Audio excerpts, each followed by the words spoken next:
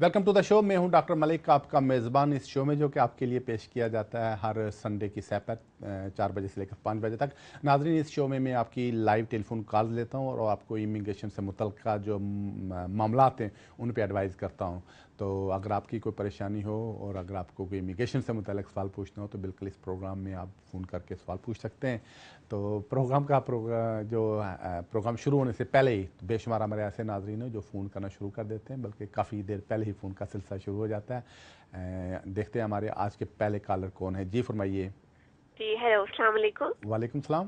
जी मेरे साथ मेरा क्वेश्चन बहुत इंपॉर्टेंट है, प्लीज़ ज़रा डिटेल से जवाब दीजिएगा। जी मैं यहाँ स्टूडेंट वीज़ा पे थी और मेरा जो है ना रिजल्ट लेवल 7 का आ नहीं रहा था। उस दौरान मेरा वीज़ा एक्सपायर हो गया और मैंने अपना स्पॉन्सर चेंज कर लिया क्योंकि मेरे अपने कॉलेज ने मुझे एक्सटेंशन नहीं दी। अब मेरा वीज़ा रिफ्यूज़ल होके आ गया, जबकि मेरा वो रिजल्ट भी क्लियर हो गया, डिप्लोमा वो आ गया पोस्ट ग्रेजुएट, और मुझे यूनी में जाना है। अब मैं एडमिशन नहीं ले सकती और मुझे अपील का राइट भी नहीं मिला, और मेरे फियांसी भी ब्रिटिश हैं। मुझे समझ नहीं आ रहा मैं क्या करूं। जो सॉलिसिटर है गलत गाइड करते हैं, प्लीज बता जी, दें। आपके कॉल का शुक्रिया। असल में आपने वीज़ा ख़त्म होने से पहले कोई एप्लीकेशन देनी चाहिए थी। तो अगर आप कहती हैं आपको राइट ऑफ अपील नहीं मिला है, इसके मतलब ये है कि जब आपने एप्लीकेशन की थी उस वक्त आप ओवरस्टेयर हो चुकी थी।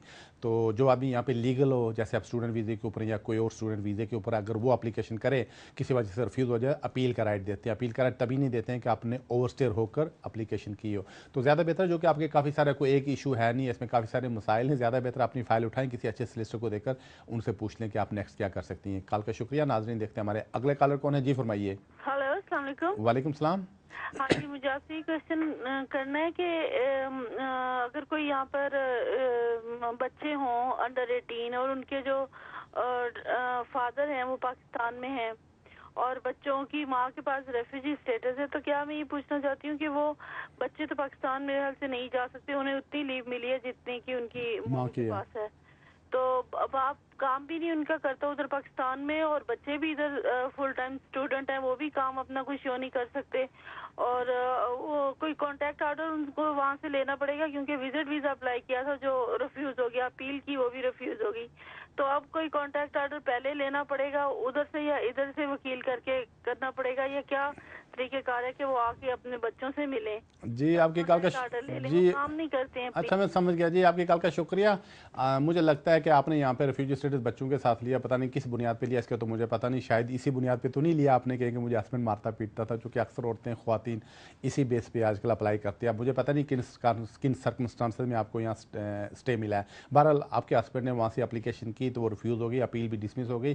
ज़्यादा बेहतर है किसी सेकंड सॉलिसिटर को दिखाकर ओपिनियन ले लें कि इसमें क्या हो सकता है। कॉल का शुक्रिया। नाज़रीन, देखते हैं अगले कॉलर कौन है। जी फरमाइए। वालेकुम। वालेकुम सलाम। बस साहब, मेरा सवाल है कि life in the UK test है, इसकी कोई एक्सपायरी डेट होती है? जो पार्टनर स्पाउस वीजे पे हैं, क्या उनको लाइफ इन द यूके भी करना होगा, ईएसओल भी करना होगा?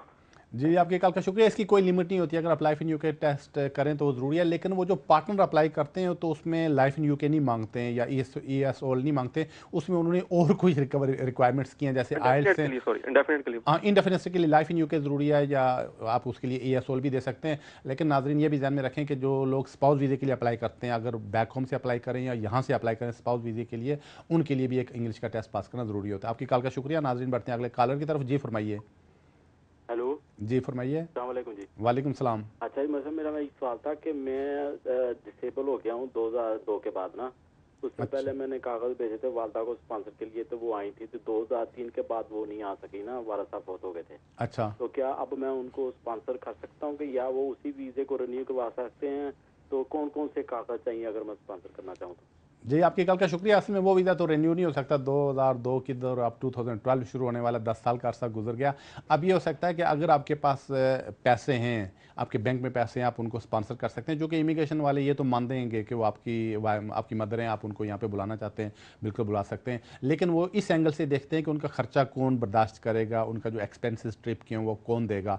अगर तो आप स्पॉन्सर हैं, आप ये देना चाहते हैं, तो फिर आपकी बैंक स्टेटमेंट देखेंगे। अगर आपके बैंक में पैसे हैं तो बिल्कुल आप उनको स्पॉन्सर कर सकते हैं। कॉल का शुक्रिया। नाज़रीन, बढ़ते हैं अगले कॉलर की तरफ। जी फरमाइए। हेलो हेलो, मेरे दो सवाल है। जी।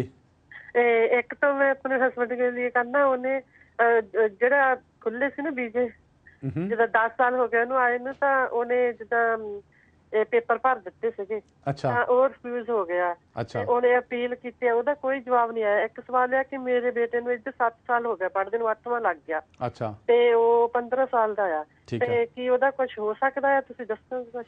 जी हाँ जी, तारी कॉल का शुक्रिया, आपकी कॉल का शुक्रिया। असल में अगर आपके हस्बैंड और आप दोनों यहाँ पे, आपका बच्चा 7 साल का हो गया, अगर वो एप्लीकेशन हस्बैंड की रिफ्यूज़ हो गई थी, अब आप बच्चे की बेस पे अप्लाई कर सकते हैं। अब मुझे पता नहीं हस्बैंड का क्या हुआ था, क्यों रिफ्यूज़ हुई थी। बहरहाल आप दोनों का अगर बच्चा है, बच्चा 15 साल का है, बच्चे को 8वां साल शुरू हो गया, आप अप्लाई करें, मुझे यकीन है आपको यहाँ पे स्टे मिल जाएगा, आपके और हस्बैंड को और बच्चे को। आप अप्लीकेशन कर दें। कॉल का शुक्रिया। नाजरीन देखते हैं अगले कॉलर कौन है। जी फरमाइए। जी हेलो जी फरमाइए। अस्सलाम वालेकुम सलाम। जी, मैं इधर यूके में आया हूँ स्टूडेंट वीज़ा के ऊपर। तो मेरा वीज़ा जो है जनवरी में ख़त्म हो रहा है, नेक्स्ट जनवरी में। अच्छा। और मैंने इधर जो है शादी कर लिया ब्रिटिश नेशनैलिटी होल्डर लड़की से, और मेरी उसमें से एक बेबी भी है। ठीक है। क्या मैं चेंज कर सकता हूँ अपना स्टूडेंट से सेटलमेंट में? उसकी एज जो है वो 20 है। जी आपकी कॉल का शुक्रिया। हाँ, इसमें दो बातें। पहली बात ये कि ये जो सभी को पता है नाज़रीन के ये जो कानून बना था कि 21 साल को उन्होंने 18 साल से 21 साल बना दिया था कि 21 साल से कम उम्र अगर कोई होंगे तो वो डिपेंडेंट वीज़े के लिए अप्लाई नहीं कर सकेंगे शादी की बेस पे। तो उस खैर कानून को चैलेंज किया गया हाई कोर्ट से, उसके डिसीजन आ गया कि वाकई ये इलीगल है। अब उसके खिलाफ होम ऑफिस ने अपील कर रखी है जिसमें कुछ महीने लग जाएंगे। तो फिलहाल आपका चूँकि यहाँ पे बच्चा भी, आपका बीवी भी यहाँ पे है, तो आप outside of immigration rule extension के लिए अप्लाई कर सकते हैं। तो स्टूडेंट में जाने की ज़रूरत नहीं है, आप उसके लिए अगर एप्लीकेशन करें तो बिल्कुल आप कर सकते हैं। नाज़रीन यहाँ स्टूडेंट्स का जिक्र आया तो एक ख़ास बात मैं यहाँ पे आपसे मेंशन करना चाहूँगा, वो ये कि काफ़ी सारे स्टूडेंट्स ऐसे हैं जो कि यहाँ पढ़ रहे हैं, तो वो जब आए तो इस बेस पे यहाँ पे आए या इस बेस पे उन्होंने डिग्री कोर्सेज में एडमिशन लिया कि जब ख़त्म करेंगे तो उस वक्त वो पोस्ट स्टडी वर्क में आगे वीज़ा चेंज करवा लेंगे। लेकिन अब गवर्नमेंट ने ऐलान किया है कि वो अचानक ही ऐलान कर दिया कि अप्रैल में पोस्ट स्टडी वर्क ख़त्म कर रहे हैं। तो ऐसी सूरत में मुझे बर्मिंघम यूनिवर्सिटी से काफ़ी सारे स्टूडेंट्स ने कॉन्टेक्ट किया है और वो एक फ़ोरम उन्होंने बना लिया है। तो उसकी बुनियाद पर वो इस कानून को चेंज करना चाहते हैं, कानून को तब्दील करने के लिए अप्लाई करना चाहते हैं हाई कोर्ट में कि ये जो एक्सपेक्टेशन थी स्टूडेंट्स को कि उनको पोस्ट स्टडी वर्क दिया जाए था, इस बेस पे वो यूके में आए, उन्होंने कोर्स शुरू किया, कोई आधे कोर्स में आए, तो वो अप्लाई करना चाहते हैं हाई कोर्ट में। तो अगर आप में से कोई ऐसे स्टूडेंट्स हों जो कि इस कैटेगरी में आते हों तो बिल्कुल वो हमें कांटेक्ट कर सकते हैं। तो उनकी तरफ से अगर कोई केस किया जाएगा तो इसकी हमारी जो मेरी फर्म है वो इसमें हम हमसे कोई फ़ीस नहीं चार्ज करेंगे क्योंकि ये स्टूडेंट्स का केस है।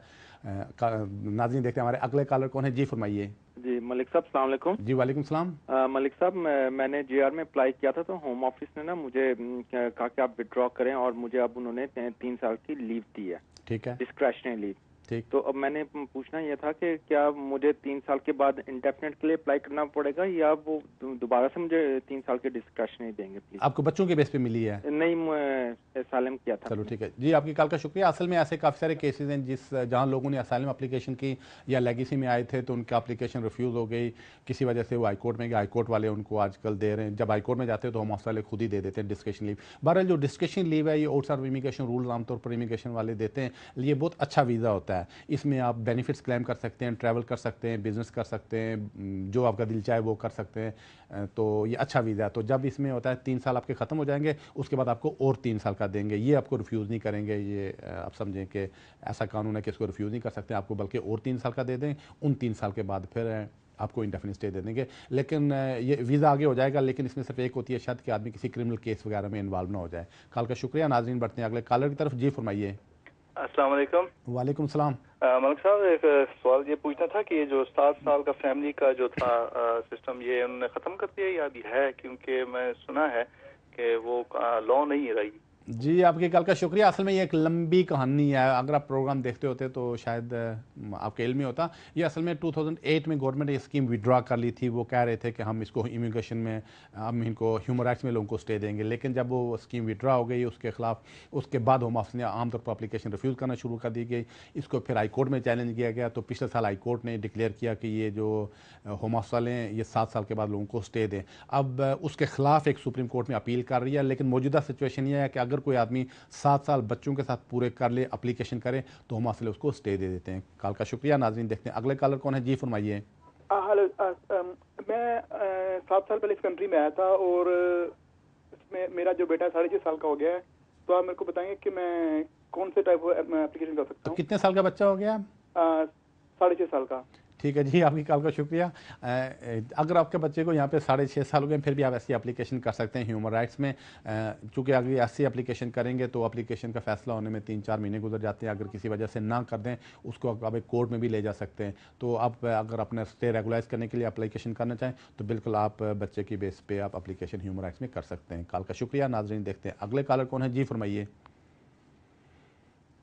جی السلام علیکم۔ وعلیکم السلام۔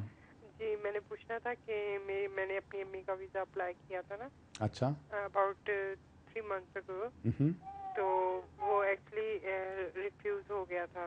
اچھا، انہوں نے ریزن یہ دی تھی کہ جو ہے ان کے بینک اسٹیٹمنٹ میں نا ابھی 1 مہینہ ہوا پیسے ڈالے ہیں، اس وجہ سے تو بہرحال وہ انہوں نے ایشو بنایا ہے۔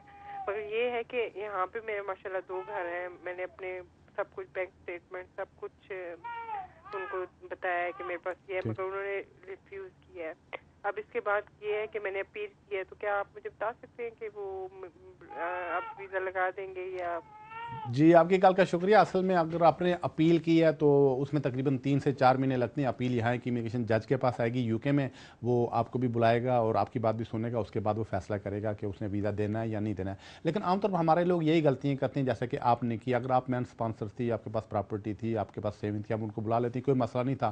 لیکن وہاں لوگ یہ کرتے ہیں کہ انکم کچھ نہیں ہوتی ہے، جیسے آپ کی والدہ ان کی انکم ظاہر ہے کچھ نہیں ہوگی، بینک میں اگر ہوئیں گے تھوڑے بہت پیسے ہوں گے، اچانک ہی ادھر ادھر سے ادھار مانگ کر لوگ بینک میں ڈال دیتے ہیں، یہ دکھانے کے لیے کہ برٹش ایمبیسی والے شاید متاثر ہو جائیں، امپریس ہو جائیں گے جی ہمارے پاس بڑا پیسہ ہے۔ لیکن برٹش ہائی کمیشن والے اس کو الٹا سمجھتے ہیں، وہ کہتے ہیں جی آپ نے اچانک پیسے بینک میں رکھ کر ہمیں پاگل بنانے کی کوشش کی ہے۔ تو ایسا کرنا نہیں چاہیے۔ جو بھی نیچرلی آپ کی بینک اسٹیٹمنٹ ہوتی ہے، اگر آپ کی ممی کے اکاؤنٹ میں 1000 روپیہ بھی ہوتا وہ بھی کافی تھی، چونکہ خرچ آپ دے رہی تھیں۔ بہرحال آپ یہ کہ اپیل کی اب ہیئرنگ ڈیٹ آئے گی، اس پہ کسی اچھے بیرسٹر کو ساتھ لے جائیں اور جج کو آپ کا کیس بتائیں، تب جج اس کا فیصلہ کرے گا کہ ان کو ویزا دینا ہے یا نہیں دینا ہے۔ کال کا شکریہ۔ ناظرین اگلے کالر کی طرف بڑھتے ہیں، جی فرمائیے۔ نمستے ملک صاحب۔ جی نمستے جی میرا ایک کویشچن تھا آپ سے۔ میں HSMP ویزا پہ ہوں، میرے ہسبینڈ PSW ویزا پہ ہیں۔ میرے ہسبینڈ کو میرا ڈیپینڈنٹ ویزا اپلائی کرنا ہے، تو کیا ان کو انڈیا واپس جانا پڑے گا کہ وہ یہاں سے اپلائی کر سکتے ہیں؟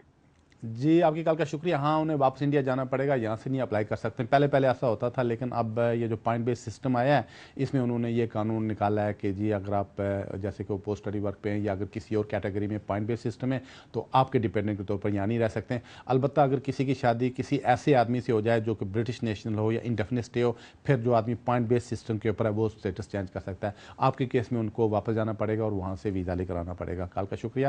ناظرین اگلے کالر کی طرف بڑھتے ہیں، جی فرمائیے۔ جی جی فرمائیے۔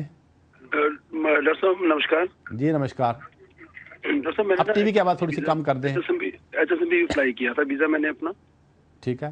26 اپریل کو میرا بایومیٹرک تھا، لیکن ابھی تک میرا کوئی جواب نہیں آیا۔ تو میں نے 2 بار ہوم آفس میں فون بھی کیا تو انہوں نے کوئی صحیح طریقے سے جواب نہیں دیا مجھے۔ اچھا، میں پہلے میرا جو اسٹیٹس تھا وہ تھا ڈیپینڈنٹ، میرا ویزا اپریل 2012 تک کا ہے۔ ڈیپینڈنٹ کس پہ؟ اسٹوڈنٹ ڈیپینڈنٹ، میری وائف اسٹوڈنٹ تھی اور میں ڈیپینڈنٹ تھا۔ اچھا، میں نے یہاں سے اپنا HSMP اپلائی کیا، 26 اپریل کو میرا بایومیٹرک ہوا تھا، ٹھیک ہے۔ تو ابھی تک میرا کچھ نہیں آیا۔ تو میں نے کہ اپنے میرے دوست بولتے ہیں کہ ابھی تمہارا ویزا اپریل 2012 تک کا، اس لیے انہوں نے میری فائل ہولڈ پہ لگائی ہوئی ہے۔ میں نے یہ پتا کرنا تھا کہ اگر وہ ٹائم لگاتے ہیں یا اگر میں دوبارہ فون کر کے ان سے پوچھتا ہوں تو کیا میری فائل ریفیوز تو نہیں کر دیں گے، یا کچھ ایسا کوئی ہوگا تو نہیں؟ جی آپ کی کال کا شکریہ۔ اصل میں وہ یہ کہ جب آپ نے اپلائی کیا ٹیئر 1 جنرل میں جو کہ HSMP کا نیا نام تھا، تو اس میں جب کوئی اپلیکیشن دے، چونکہ اس میں کافی ساری انہیں انویسٹیگیشن کرنا پڑتی ہیں، چونکہ ہمارے لوگ عام طور پر ایسے جو پیپرز ہیں وہ سبمٹ صحیح نہیں کرتے ہیں، تو بعض اوقات کافی ساری چیزیں اس میں جو صحیح نہیں ہوتی ہیں، اس وجہ سے امیگریشن والے اس پہ خاصے سسپیشیس ہیں اور وہ اس کی بالکل انکوائری کرتے ہیں کہ جو اگر آپ نے انوائسز دی تھیں یا اگر آپ نے جو پرچیز یا سیل انوائسز دی ہیں یا جو بینک اسٹیٹمنٹ دیے ہیں وہ صحیح ہیں یا نہیں، تو اپنی انویسٹیگیشن کرتے ہیں۔ تو خاص طور پر اگر آپ نے کہیں باہر کے ابراڈ سے اگر کوئی اسٹیٹمنٹس وغیرہ شامل کیے ہیں تو اس کی بھی انویسٹیگیشن کرتے ہیں۔ اس وجہ سے تھوڑی دیر لگتی ہے، لیکن اس وجہ سے آپ کا کیس ہولڈ نہیں کریں گے کہ چونکہ آپ کے پاسپورٹ کے اوپر ویزا لگا ہوا ہے۔ تو بہرحال چونکہ آپ کا ویزا ہے، ابھی آپ کو پریشانی کوئی نہیں ہے، تو لہٰذا ویٹ کریں، دیکھیں کیا اس کا فیصلہ ہوتا ہے۔ کال کا شکریہ۔ ناظرین بڑھتے ہیں اگلے کالر کی طرف، جی فرمائیے۔ السلام علیکم. جی وعلیکم السلام. Dr. Malik, my cousin came into this country in 1998 on student visa, and he studied for 2 years. After that, because of his medical reasons, he couldn't continue with his studies, so his visa expired. So in 2007,